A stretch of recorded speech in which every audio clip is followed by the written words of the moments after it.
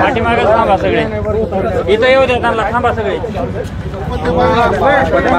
कोणीच पुढे जाऊ नका, इथं थांबू द्या त्यांना, मग बूम लावा निवांत. बाळासाहेब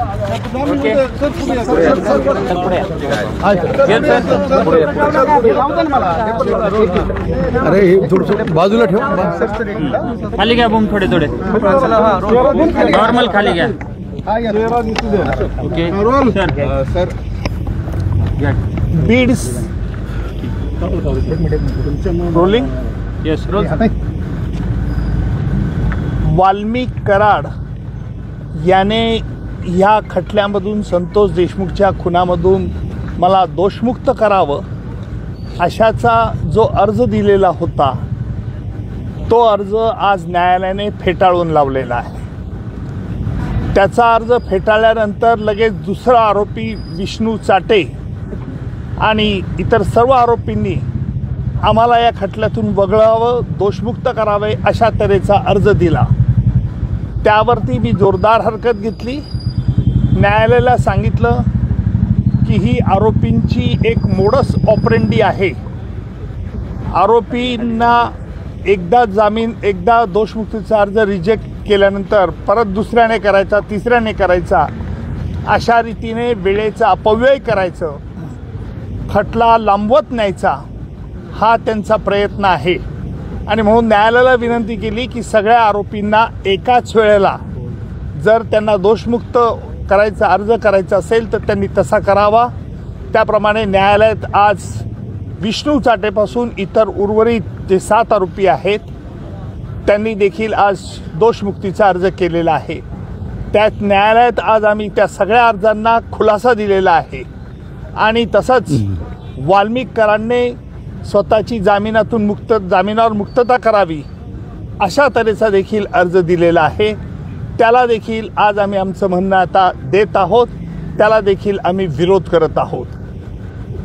सर यामुळे आता चार्ज फ्रेम होईल की आणखी त्यांनी अर्ज दिलेत म्हणून पुढे ढकले? आज न्यायालयामध्ये मी ड्राफ्ट चार्ज न्यायालयाने कोणत्या पद्धतीने आरोपपत्र त्याच्यावरती दाखल करावे याकरता न्यायालयाच्या मदतीसाठी आम्ही कोर्टात आज ड्राफ्ट चार्ज दिलेला आहे. आणि आरोपी वाल्मिक कराड व त्याचे इतर साथीदार यांच्याविरुद्ध वेगवेगळ्या कलमाखाली 12 ते 13 आरोप ठेवण्यात यावे, निश्चित करावेत अशा तऱ्हेचा विनंती अर्ज केलेला आहे. अर्थात या अर्जाची सुनावणी या आरोपींनी जो दोषमुक्त करायचा अर्ज दिलेला आहे तो डिसाईड ज्या वेळेला होईल त्यावेळेलाच त्याची सुनावणी लगेच घेतली जाईल. आणि एकदा आरोपींच्या विरुद्ध आरोप निश्चित न्यायालयाने केले की मग खटल्याची प्रत्यक्ष सुनावणीला सुरुवात होईल.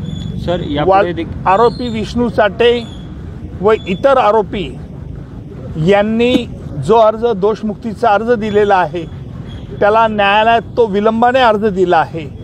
भारतीय नागरिक संरक्षण संहितेनुसार असा अर्ज आरोपपत्र दाखल झाल्यानंतर 2 महिन्याच्या आत करायला हवा होता.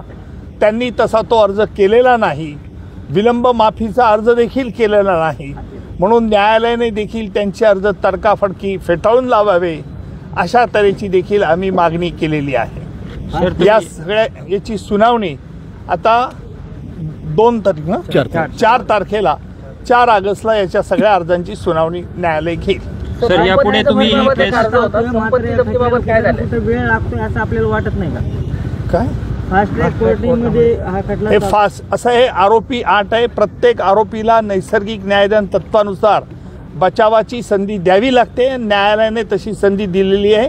त्याच्यामुळे हा खटला कुठे लांबणीवर पडतोय असातला भाग मुळीच नाही. सर संपत्ती जप्तीबाबत न्यायालयाने संपत्ती जप्त आणि त्याचे अकाउंट फ्रीज करण्याचा निर्णय राखून ठेवलेला आहे.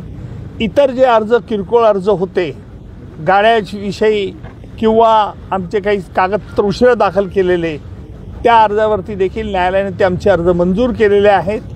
त्याला देखील काही आरोपीतर्फे फारसा आक्षेप घेण्यात आलेला नव्हता. सर, आपण खासदार झाल्यानंतर कुठेतरी या खटल्याकडे दुर्लक्ष होईल, त्यामुळे या खटल्याकडे निदान आपणच लक्ष घालावं अशी देशमुख कुटुंबियांनी मागणी केली होती. काही फरक वगैरे पडेल? माझ्या इतकेच माझे कॉम्पिटंट सहकारी बाळासाहेब कोल्हे असल्याने आपण त्याबद्दल निश्चिंत राहावं की हा खटला तातडीने याची सुनावणी होईल. Thank you sir. थँक्यू.